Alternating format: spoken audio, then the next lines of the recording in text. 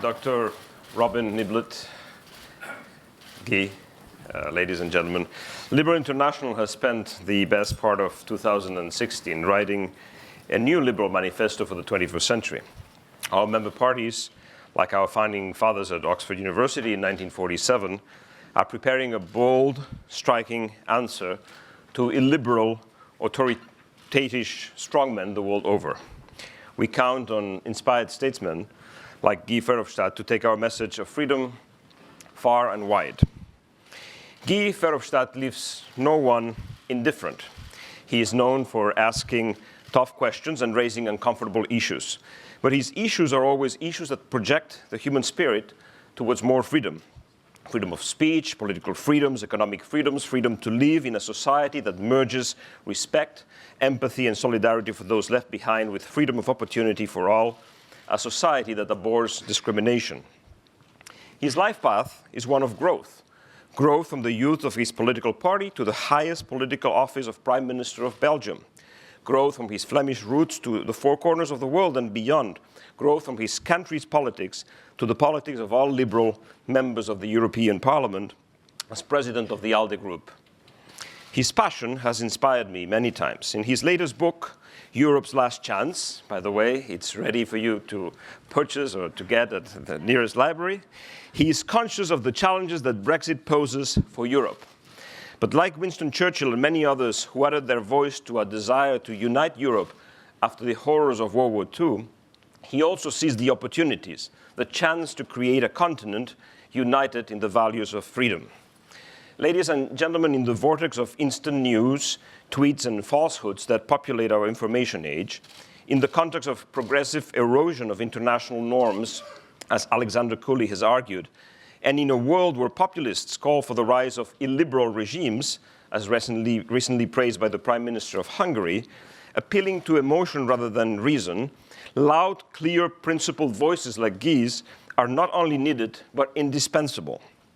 Some of you here in the audience today might be wary of what he has to say, him being the principal negotiator of the EU Parliament on Brexit.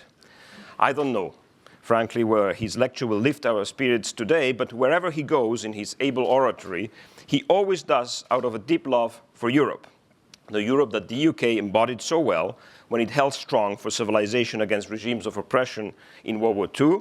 The Europe that he advocates is the Europe that goes beyond trade and currency and that appeals to the better angels of who we are as a culture, as peoples united by history and geography in a common destiny from the Atlantic to the Ural Mountains.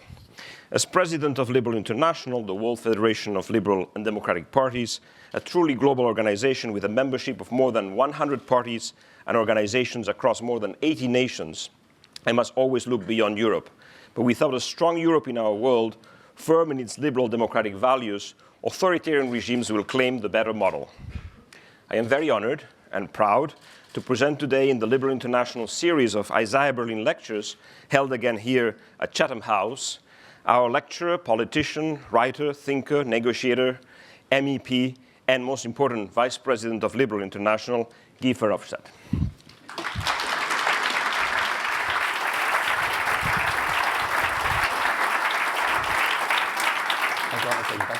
Obviously, I'm not Guy Verhofstadt. I could give the speech, though, and see where we could see where it goes. But I just wanted to add my words, very short words of welcome to Guy Verhofstadt. Delighted to have you here. And to Julie Minovis, Dr. Minovis, and all of your colleagues here. We're very pleased that our Chatham House members would have this opportunity to hear your remarks, Mr. Verhofstadt, to be able to pose some questions.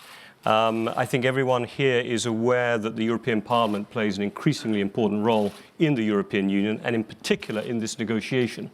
There may be 27 other member states who will need to approve this exit deal, but the European Parliament will try and speak with one voice on it, which will give it a pretty important role. So I think you can see here with this audience, this is on the record, obviously. It's also live streamed, so I'd like to welcome our members who are not here in the room to this meeting, and we will have a chance to have questions and a discussion with you after your remarks. So welcome to Chatham House. Delighted to have you here. Thank you.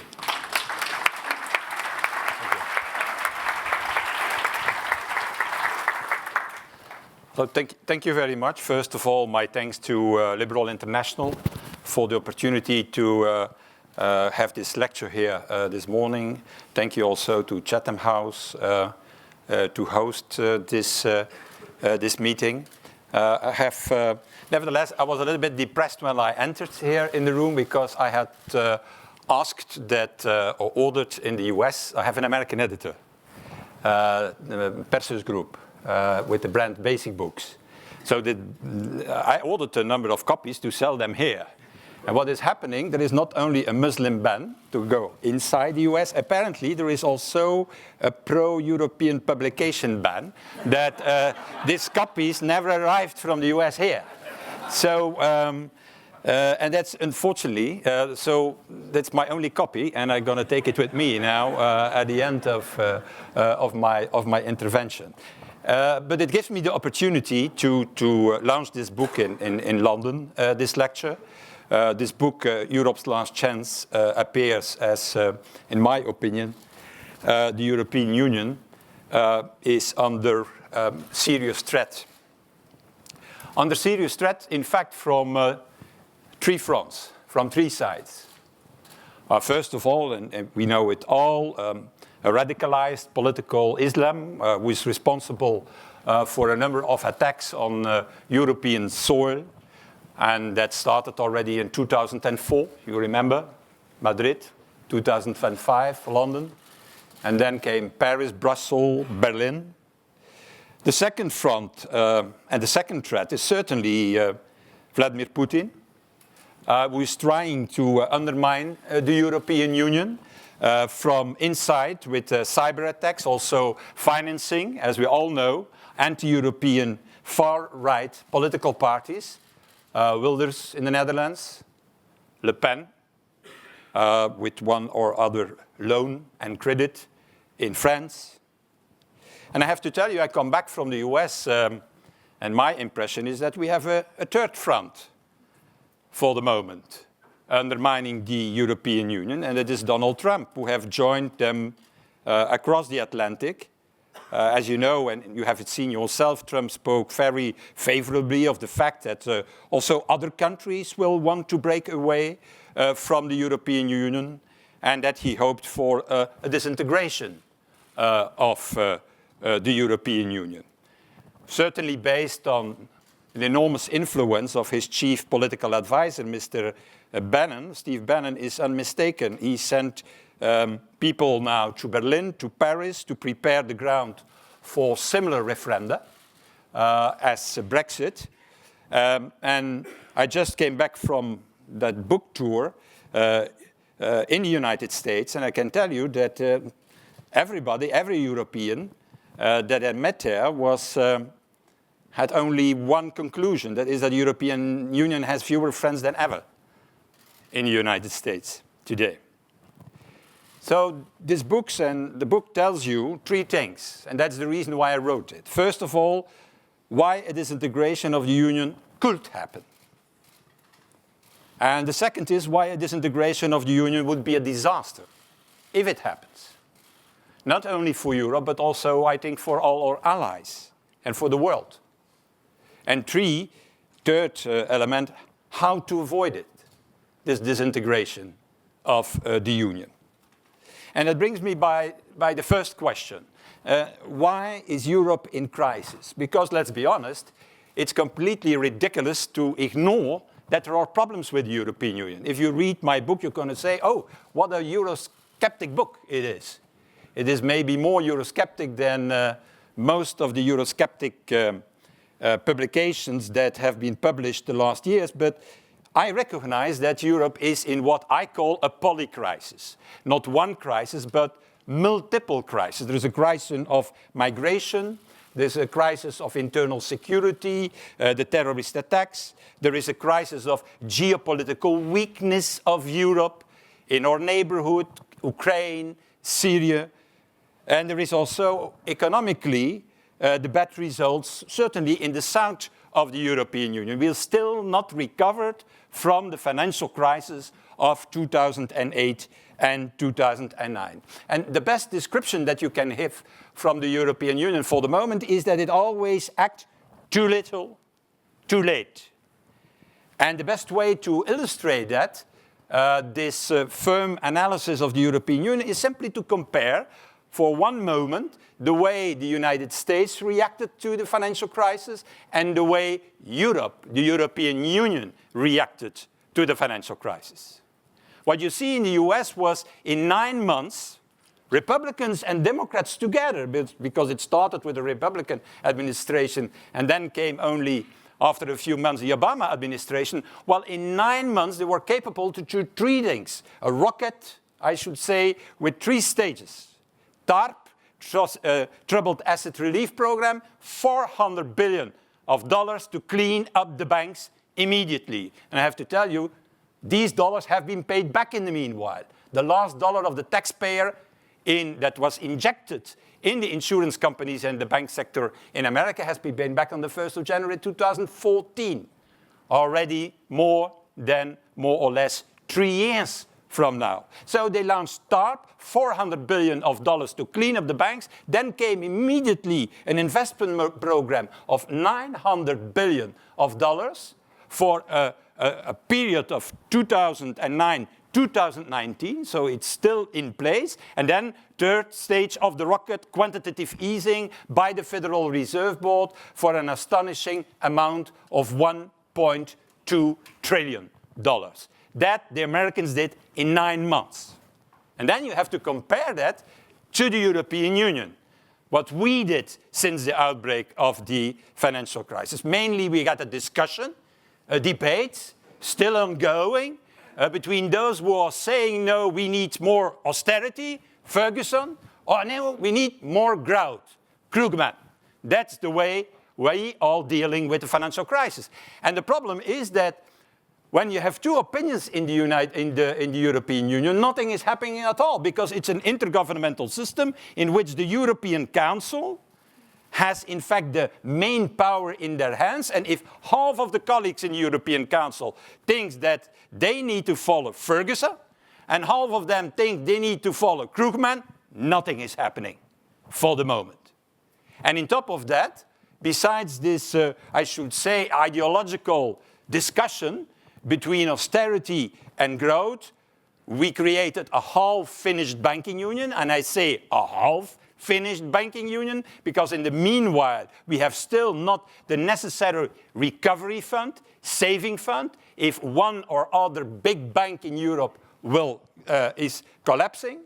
We have a small investment program of 300 billion euro, 1/3 of the American investment program of $900 billion. And we did also quantitative easing, that's true, but quantitative easing at the end, now, at this moment, to avoid deflation as a defensive measure, not in an offensive way, as the Americans did in the beginning of the outbreak of the financial crisis. So that is the comparison you make. And you have to ask yourself, very honestly, not here alone in Chatham House, but I should say in all the capitals of the European Union, of the 28, how this is possible. How it is possible that the Americans can react in 9 months with 2 different administrations, that they can roll out this program in a short time period, and we are still discussing. Well, the reason is that we have not adequate political institutions in the European Union to react to a crisis of the magnitude as the financial crisis we have seen in 2008, 2009. Mainly the European Union doesn't exist. They tell you here in Britain maybe that it exists, but in fact it doesn't exist. What exists is a loose confederation of 28 member states still based on the unanimity rule. The unanimity rule, a Luxembourg compromise, a solution that was found to overcome the blocking attitude of Charles de Gaulle, and who is mainly saying that when the interest is at stake of one of the member states, they can use a veto against whatever decision that is taken on the European level. So we have, in fact, no union. We have a council, an intergovernmental method, where the 28 heads of states and government have to agree before anything can happen. And we all know that institutions are key. I know it's far difficult as a politician to talk about institutions because people are saying, no, it's not about institutions, it's about policies. No, it are institutions who are responsible for policies. If you have bad institutions, you will have bad results.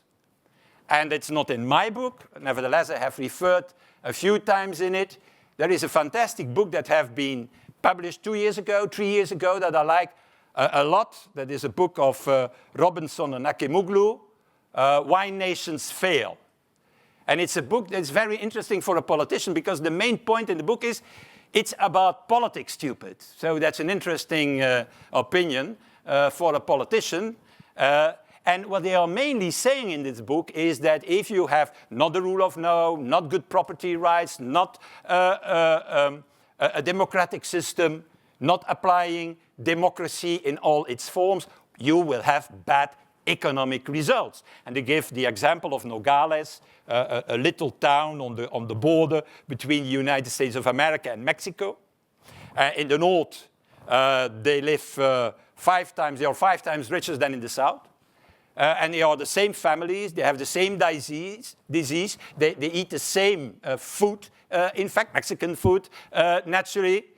But the difference is that in the north, they are 5 times richer than in the south, because in the north there are good institutions, and in the south there is corruption, there is not rule of law, there is a lack of democracy, and so on. There are other examples, and North Korea, South Korea is maybe a more evident example of this. While this is also applying to the European Union. If you don't have the right institutions in place, if you continue to be a loose confederation of member states still based on the unanimity rule, you will never be capable to act at the right moment, and you can disappear, as disappeared in the past also nations who have based their political thinking and their decision making on unanimity. I'm always saying, and it was a fantastic tour in the US. Imagine one moment that the US should be governed like or 28 member states or European Union. How should it work? First of all, no Obama, no Trump. You could have 3 presidents, so that's the first change. Second change is it should be the 50 governors of the US coming together 5-6 times a year, who will decide on everything in the US based on the unanimity rule. Everybody should say, but that's nuts, that doesn't work at all. And then with the possibility for certain states to withdraw from the union or from the federation. For example, California is saying, well, this dollar, interesting currency, but I want to come back to the Spanish peseta, like in the middle of the 90s. That seems to be better. Or for example, another state like Florida is saying, American Border and Coast Guard, not with me. I do it myself. I take an opt-out, we call it, in Europe, from the Border and Coast Guard. Or, for example, Vermont or Washington or another state saying, the FBI, interesting organization, but not for me. I'm gonna not participate. That was created after the murder of President McKinley, as you know, in 1901, after a terrorist attack. And that murdered McKinley, and they created FBI, but not for me. I'm going to do an opt-out also. Maybe later on with an opt-in. You never know that I can change my mind. That's the way we are working in the European Union. I didn't do it in the American print, but I did do in the Dutch print. I put as an annex all the different European unions that exist today. In total, I have 12 maps, 12 in total. And I limited myself, I can tell you. The European Union of the single currency, the European Union of Schengen, the European Union of the justice and cooperation, the European Union of the European patent, as we have now, with only 26 member states participating, without Italy and without Spain. So such a European Union cannot work in the world of today. And in my opinion, and that is the main purpose of the book, we need a deep reform. And the Brexit is a golden opportunity, I should say, not only to discuss, to negotiate with our British partners, a new partnership between the European Union and Britain, but also to get or act together inside the European Union. For me, that second track is as important, if not more important, than the first track. And the building blocks to build up this European Union that is effective, that can act, that can work, that not a superstate where some people are talking about. When people are talking about the existing European superstate, I'm always thinking myself, what they are talking about. The superstate with a budget of 1% of the European GDP. 1%, that is the budget of the European Union. And from this 1%, 80% is in fact money paid by the member states going directly back to the member states. So the real budget of the superstate European Union is 0.2% of the European GDP. And from the 0.2% of the European GDP, you need 0.06% to pay your civil servants, to pay your agencies, to pay your institutions, to pay the pensions of all these people later on. And that means that the real room of maneuver of the so-called European superstate today is 0.14% of the European GDP. I'm always comparing that to the 23% of the American Federation. Or, for example, the 15% of the Swiss Confederation, to give only these two examples. But besides that, what is really needed is not new ideas. The ideas already exist since 1950, 1952, 53, when the 6 member states of the European Union, I should say the 6 member states of the steel and coal community, put together with their representatives a constitution, the 1953 constitution, in which they created the defense union, in which they created a political union, in which they did everything what was in fact necessary to have an effective union in this continent. And everybody knows why it failed. It was adopted by these 70 representatives with unanimity with 5 abstentions. Not a bad result in politics, I should say. But at the same time, it was defeated, as we all know. That's history today in the French National Assembly, because the new French Prime Minister, Pierre Mendès France, he didn't like the project. He liked the project, but it was a project of his predecessor. So he didn't engage a confidence vote in the French National Assembly to go forward with this project. And that is the reason why, because of this failure of the defense union, the vote in the French National Assembly, we didn't need then the political union, we didn't need the constitution, and the different representatives of the 6 member states came together somewhere in Sicily, and there was born then, and that was concluded in 1957, on the 25th of March in Rome, the so-called Treaty of Rome. And the Treaty of Rome is nothing more than, in fact, the beginning of a customs union. So at our universities, they tell us, and at our schools, in Belgium and in other countries in Europe, they tell, Europe was a fantastic success. It started with the Second World War. Everybody was aware of the need to work together. Certainly Winston Churchill, who did the first attempts to go forward with such a united Europe. And then we created the European coal and steel community. And it went so well that gradually we have created and established the European Union as it stands today. That's the official version. The reality is completely different. It started with a failure from day one.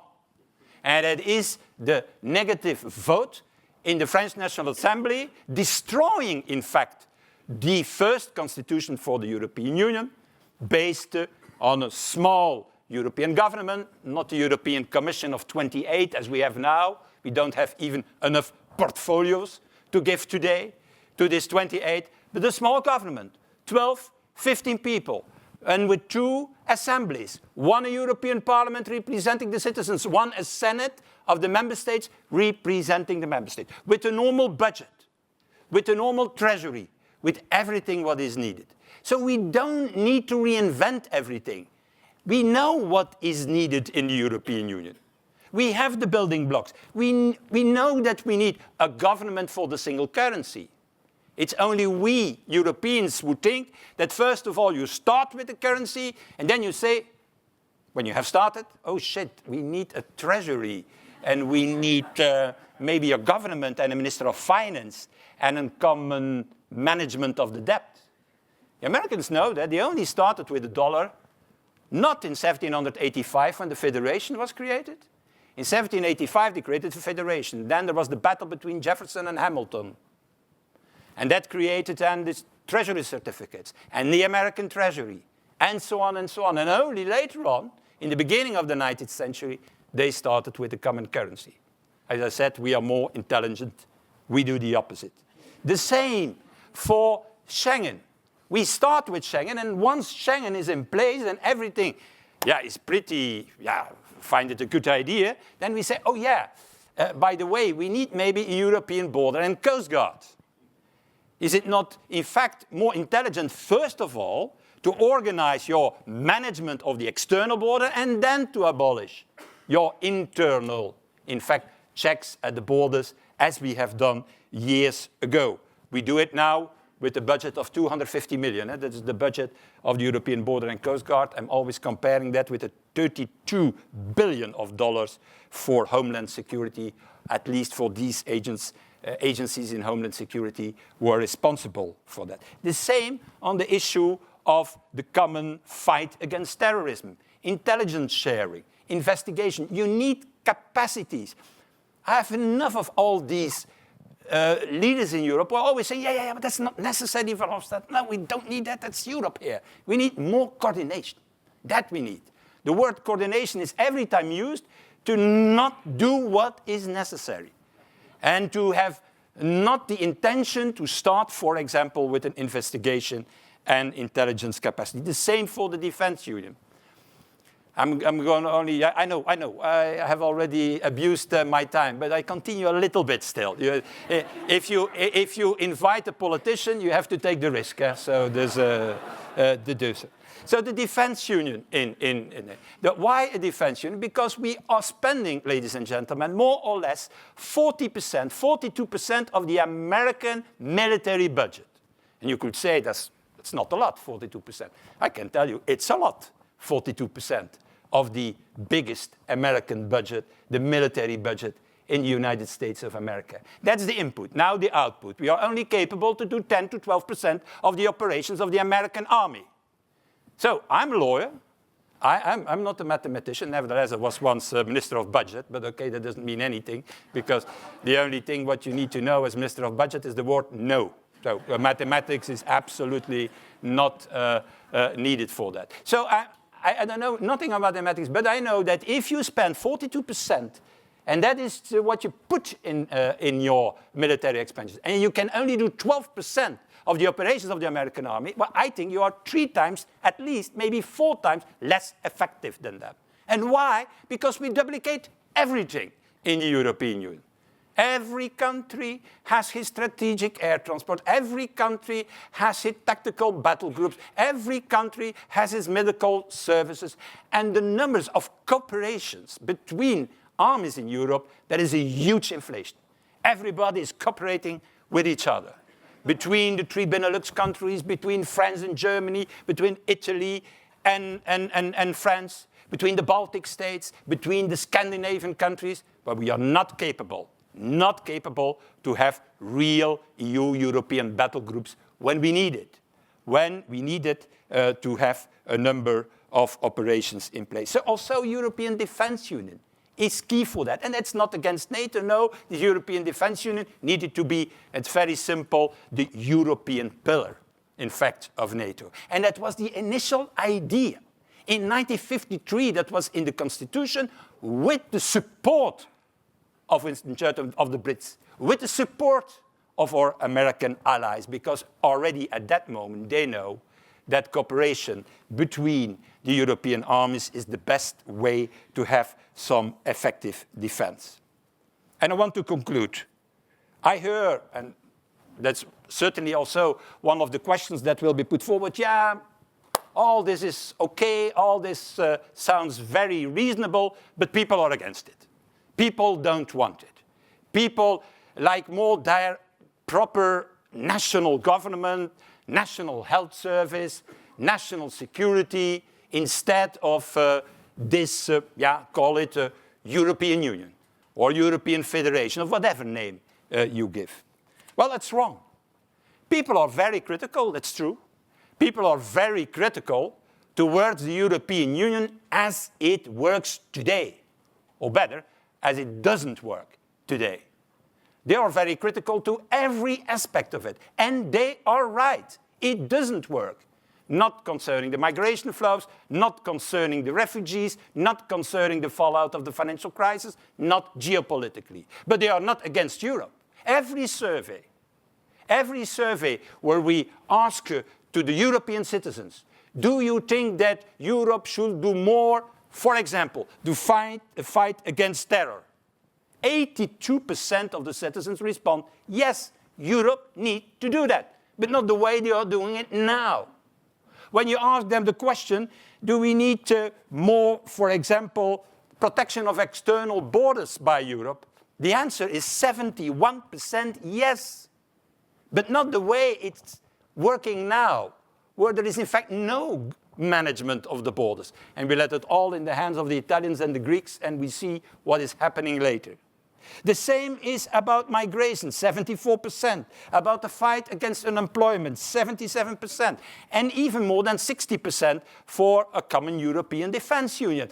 On the 13 questions that are normally put for the European citizens on, do you believe that there is more European cooperation needed? And then there are 13 fields. On 12 of 13, there is a majority of the European citizens who want more common action, but not the action of today. Not a loose confederation that is always acting too little, too late. That is the reason why they fall into the trap of nationalist and populist, and that will certainly continue if we can put forward for them a vision, a project that can work and that gives the direction of what Europe needs in the world of tomorrow. A world of tomorrow who will be less secure, who will be more protectionist, and a world, in my opinion, in which the European Union has to defend its values, as we have seen now, for example, the last days with the Muslim ban coming from the other side of the Atlantic. The only thing what I want to say to end my intervention, President and ladies and gentlemen, is that I am astonished to see lots of people who say, well, national identity, nationalism is maybe a better basis to organize Europe in the future. I'm astonished by the levity with people are talking about nationalism and national identity in Europe. Forgetting what? Well, because we invented nationalism, that's for clear, in the 19th century in Europe. But apparently we have forgotten what disaster, what atrocities that so-called national identity thinking and nationalism has created in Europe. Because the problem is not national identity is itself, it's when national identity is based on ethnicity and not longer on values that the problems start in Europe. I think it's an enormous risk to think from the other side of the Atlantic Ocean that, again, we need to organize this old continent based on nationalism and national identity. 20 million people have died because of nationalism in Europe, because of the Shoah, ethnic cleansing, the pogroms. There is no one family living on the continent, and certainly also not in Britain, who has no grandfather, grandmother, member of the family who was not a victim of these stupidities and of these atrocities at the end of the 19th and the whole 20th century. So putting your political thinking and the future organization of Europe on nationalist idea is the most stupid thing what you can do. It's playing with fire, knowing what it had created in the past. And that's the main reason why I have written this book. Thank you very much.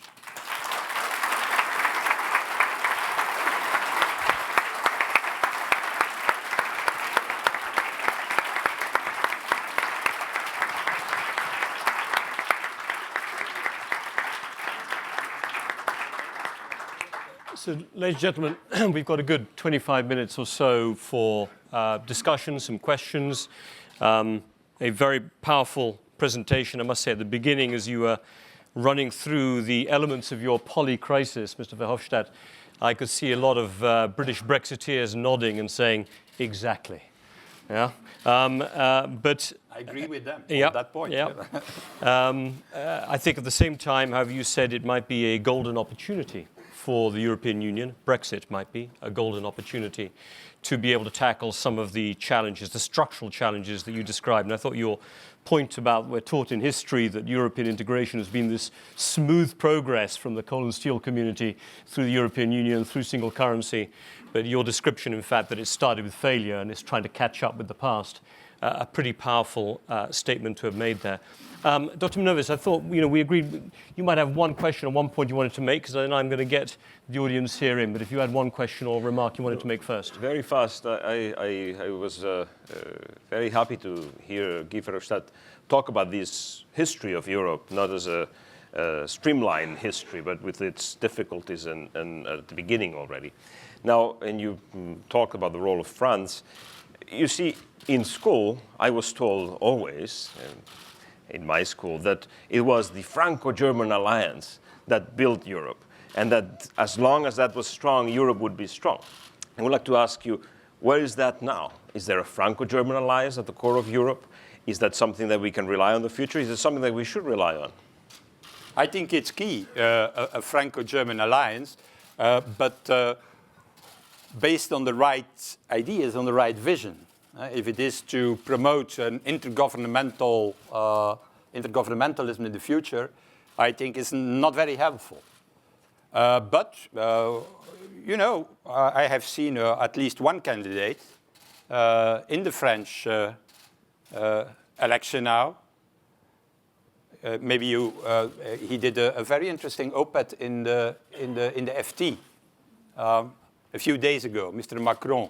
And he said, what is not important is the sovereignty of France. What is important is the European sovereignty, because only by Europe we can regain our sovereignty. I think it's a fantastic thing for a Frenchman saying that.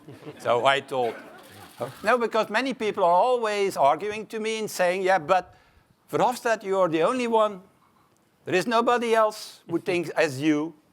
So there is no ground for this idea. The opposite is true. There is a growing generation of young politicians in Europe. I spoke about Macron, but I could speak about the opposition movement in Poland of Nowoczesna, now at 25% in the polls, and behind these big pro-European rallies of 250,000 people at a certain moment in Poland. I can talk about Ciudadanos, Rivera, the new Spanish young leader, very pro-European. So it's not true that there is no counter-movement already born. The counter-movement on the continent of younger politicians believing in a radical reform of the European Union is there.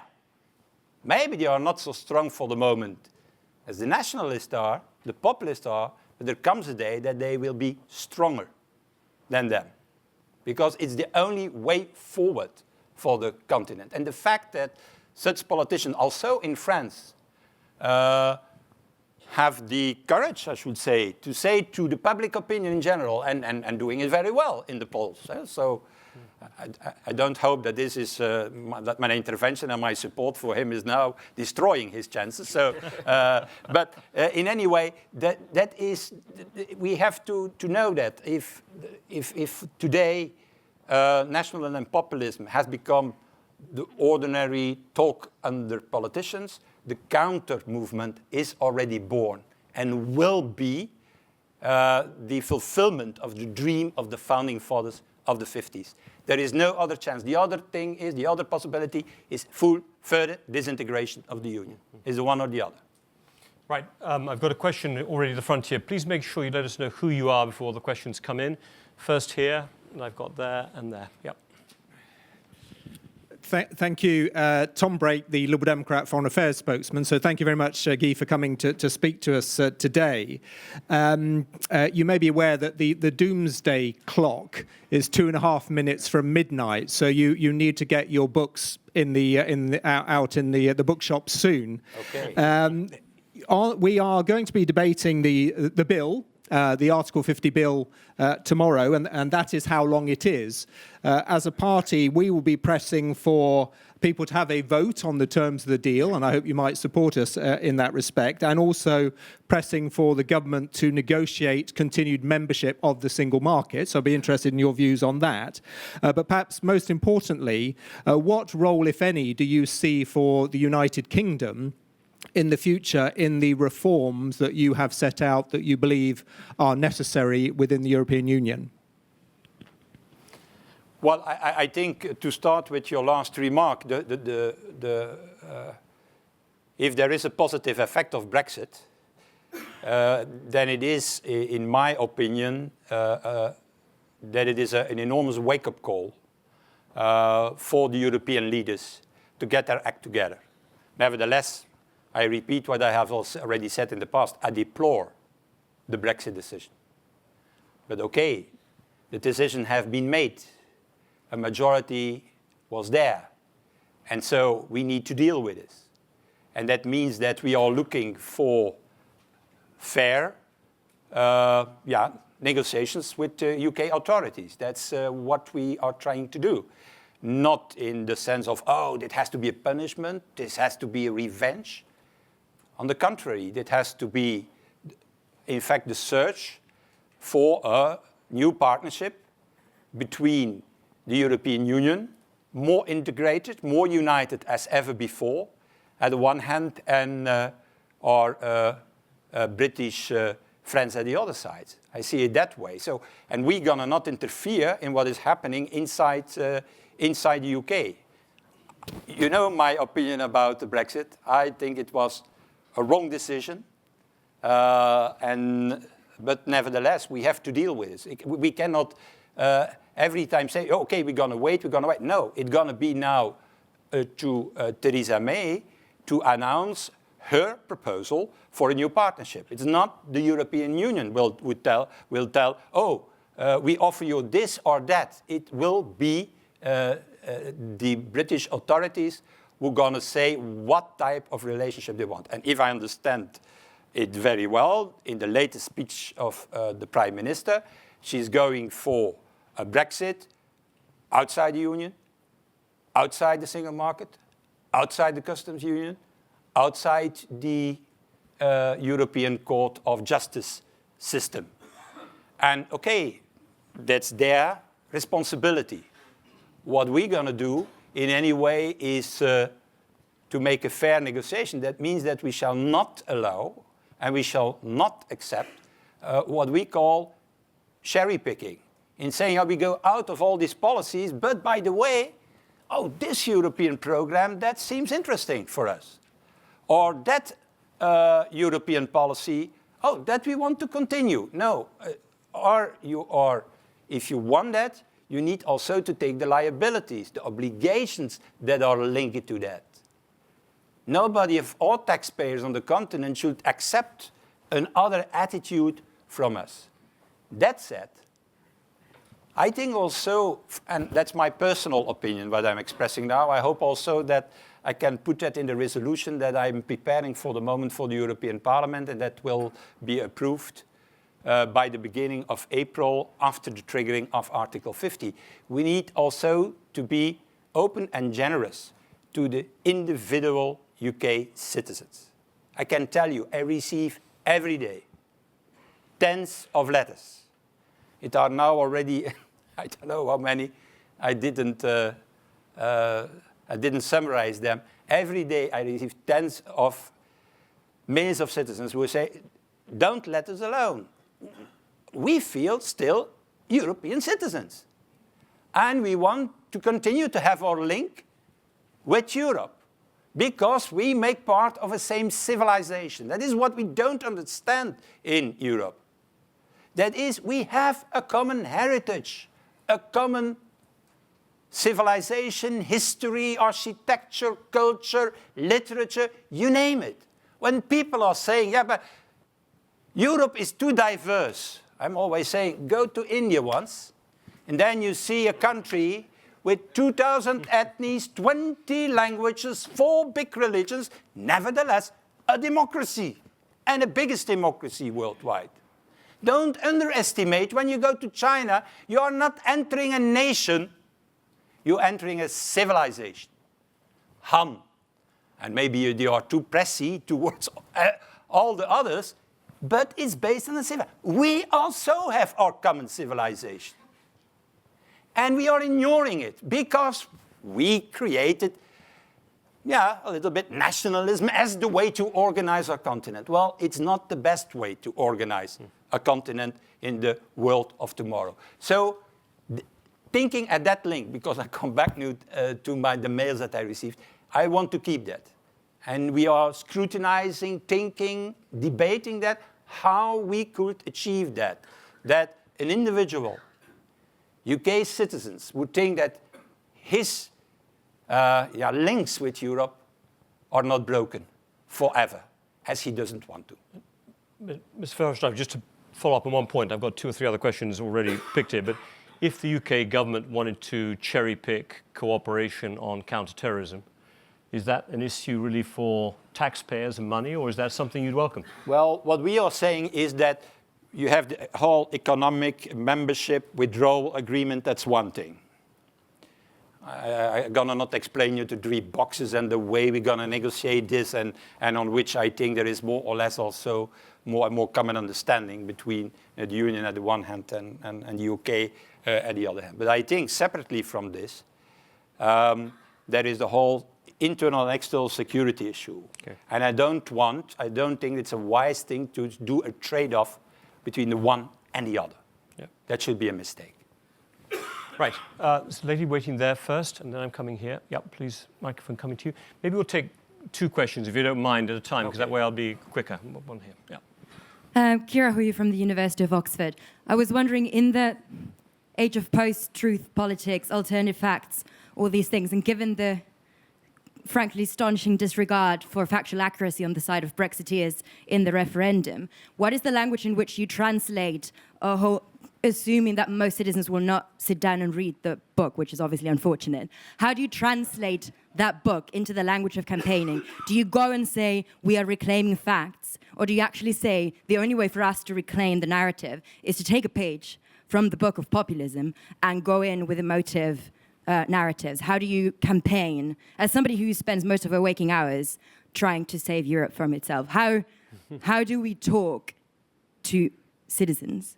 Okay, we'll hold that thought for a second. Could we go back in a few months ago then, before the referendum? That should be... to have had the conversation before. Please, Baroness Nichols. Baroness Nichols of Winterbourne, thank you so much for being here. How do you propose to restart the Constitution? No organisation can manage without a proper stalwart constitution inside it. I know that Britain does, but we have very, very ancient institutions, and alas, Brussels doesn't have that blessing.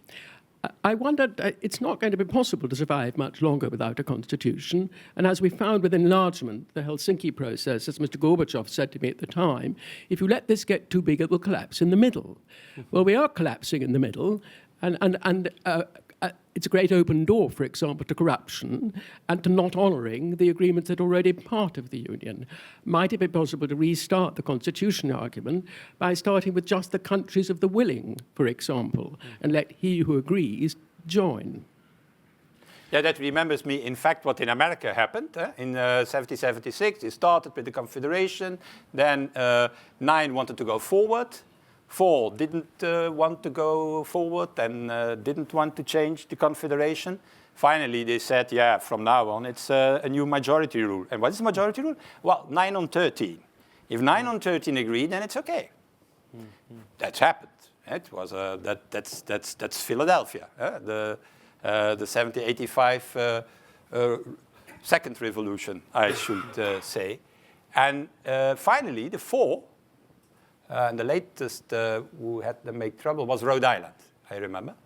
They all joined. So we are also in the same process, I think, inside the Union, in which we need to go forward with a vision, with a project. And I'm pretty sure of one thing, that at the end, every of the 27 will join this further building of, building again, I should say, of an effective and in my opinion, even less bureaucratic European Union, if we have the courage to do so. The problem today in Europe is that this vision, this project, is not there. How can you, and that's also my answer to the first question, how you can convince people if you don't have a clear direction of what the future will be, in which we can solve their problems, on which we can answer their challenges. It's not the ordinary citizens who will do that. It's not that citizens wake up in the morning and say, oh, I need more Europe. It doesn't work like that. It's the politicians who need to do that. And that is the narrative that I miss in the European Union as a whole, and that I missed also in the whole discussion on Brexit. If I may, one point of criticism to the Remain camp. It's a pity that they only talked about economy. And if every day, I can tell you, and every week, you hear, oh, it will be a disaster, the Brexit. And then 2 days later, no, it will be a bigger disaster. No, and then 5 days later, it will be a huge disaster. And then so months and months about, nobody believes that it will be a disaster, because you can repeat it so much times that the argument is not valid anymore. So I think, and then the other side on migration, I shall not repeat the scandalous posters that has been used by some in this campaign on migration, but I think the emotional argument, that counts. That is not sufficiently underlined, also by our current European leaders now, at this moment, to explain why it is necessary to go forward with Europe. But I have to tell you, in the mails that I received from Europe, it's all about emotion. People, they say, we don't want to break away from something that makes part of our life and also part of our identity. Because identity, let's talk a little bit about identity. Identity and politics, it has never been a good marriage, I can tell you. It has always been abused. And identity of people is not one identity.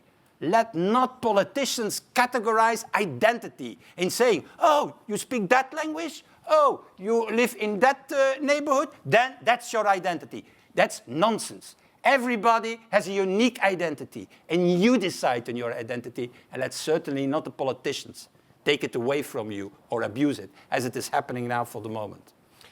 Thank you. Right. Lady there, and then at the front here. So, yep, there's Claudia, yep. And then right at the front, please. Thank you. Claudia Hamill, member of Chatham House.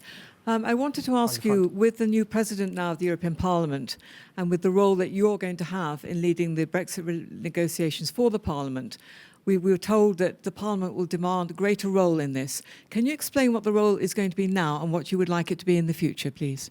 Just hold that, folks. So the role of the Parliament in the negotiation, and question at the front here, please, as well. James Landell, BBC.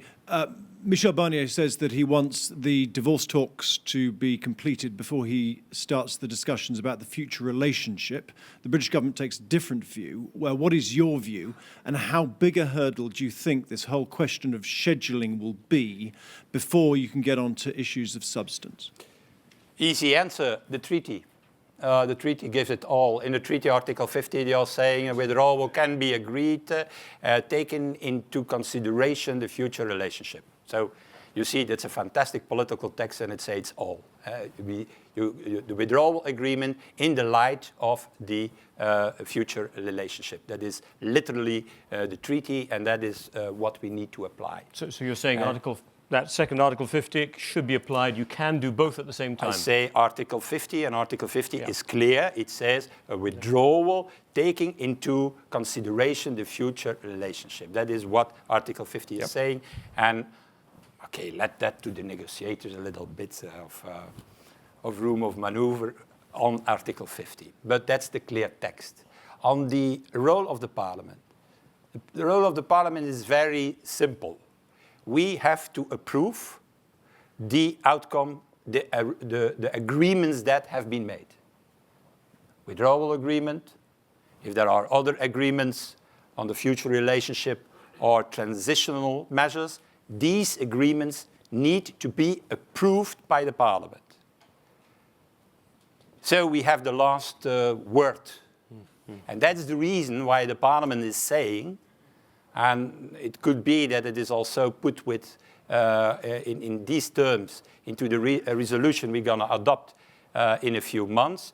We say then, okay, you need to have the Parliament on board from day one. Because it's a tricky moment. The moment when we have to agree or disagree with the outcome of the negotiations. Timetable is as follows. If we start by the end of May, beginning of June, the negotiations, take then 14 or 15 months, and then has to start the so-called consent procedure in the Parliament. Because we need to be ready before the European elections of 2019. So that means that the real time frame period for negotiation is around 15 months. And we start on the consent procedure in a quite sensitive moment. It is a few months before the European elections. You know how politicians are sensitive, I should say, in a period just before election. So it will be absolutely key that Parliament is taken on board from day one in these negotiations. Otherwise, it will be very difficult to have a green light at the end of the consent procedure. So that is our role in this.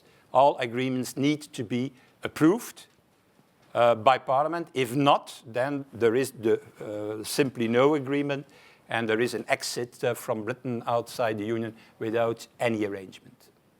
Let's squeeze in two last questions. Lady right at the back, gentleman here. Yeah. So could you bring another microphone down to the front here? Just to be quick.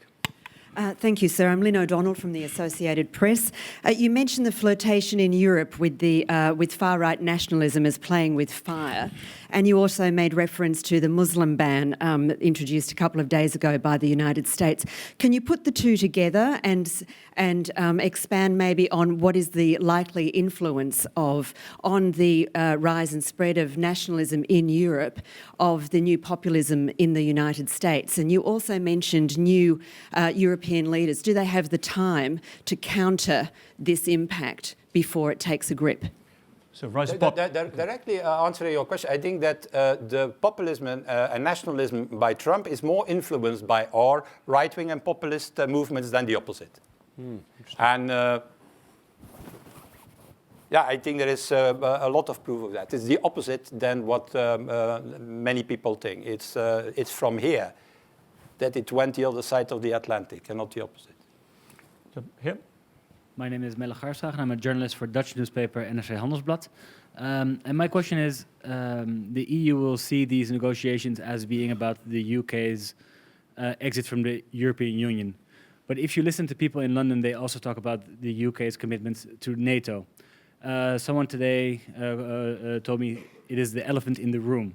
How do you react to that? And how do you, I assume from your point of view, prevent these negotiations from being more than just the UK's exit from the EU? I said it already, but maybe not clear enough that for me it's not only about economics and about agreements on that. There will be also on the table the whole question of internal and external security. But what you already see in Europe, that is that the idea of the European Defence Union is again on the table since the Brexit referendum. And I'm pleased with that. I organized once as Prime Minister a so-called, well, they called it, the journalist, a chocolate summit, because naturally we are specialists in chocolate, so it was in Brussels. And at that moment on the table were European headquarters, common procurement of military equipment. All these ideas where people were laughing with in 2003, 2004 are now back on the table. And that's not an issue NATO or European defense. That's a totally wrong question. European defense is absolutely key also for NATO, for the North Atlantic Alliance. We have to start to thinking about a North Atlantic Alliance not as an alliance of a number of individual member states, nations, but as an alliance of pillars. And that's the only way in Europe to have a more effective contribution to NATO. Because let's not be naive. I don't see any room of maneuver in the coming years in Europe to increase in national budget the military expenditures. What I see is the possibility to create a defense union that spends 42% of the American expenditure and is capable not to do 12% of operation, but maybe double or the triple of that. And that should be an enormous achievement. And that's also a reason why it is a complete mistake by the American president now to bid on a further disintegration of the Union. That's weakening the security interest of the West, of America, and of Europe. Instead, he should bid on a strengthening and a further integration, also on defense of the Union. Did you appreciate Theresa May making that point to President Trump, where she talked about the importance of a strong Europe? It seems to me the only thing that was still on the table on which they were agreeing, so that was good, well done by her to pick it and say, yeah, we have NATO. Look, I'm afraid we've gone over time already, and I had a lot of hands waiting, so I must apologize to folks, but we said an hour, and we've gone a bit over as it is. I think, Mr. Verhofstadt, and on behalf of Chatham House, of Liberal International, Dr. Minovis, I'm sure the ban will be lifted at some point, and those books will be allowed out. But thank you very much. Europe's last chance was what you were talking about here. As you said, Brexit perhaps provides an opportunity for a focus more on a different type of European integration. We appreciate you taking the time to come and share your thoughts here. Please, a very strong hand for Mr. Verhofstadt.